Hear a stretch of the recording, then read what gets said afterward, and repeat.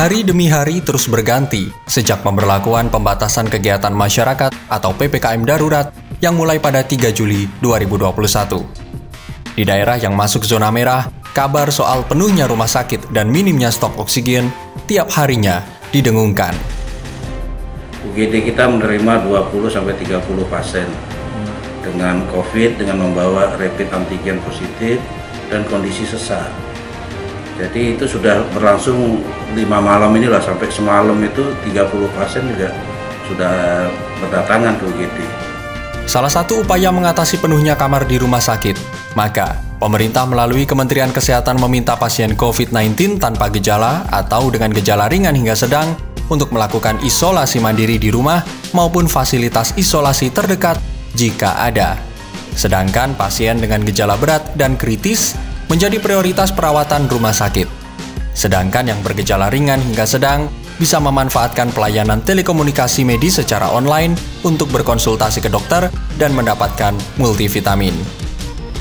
Karena kalau sekarang harus datang ke rumah sakit konsultasi dengan dokter akan susah, karena akan menambah risiko, maka kita bekerja sama dengan 11 platform telemedicine untuk memberikan jasa konsultasi dokter dan juga jasa pengiriman obat secara gratis.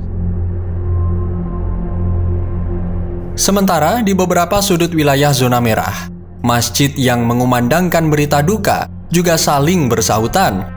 Innalillahi wa inna ilaihi raji'un.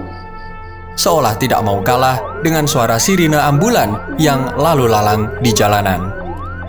Ya, inilah salah satu dari sekian banyaknya potret terkini kondisi negara kita yang masih terus berperang melawan pandemi COVID-19, yang mana dari data terkini masih menunjukkan penambahan kasus.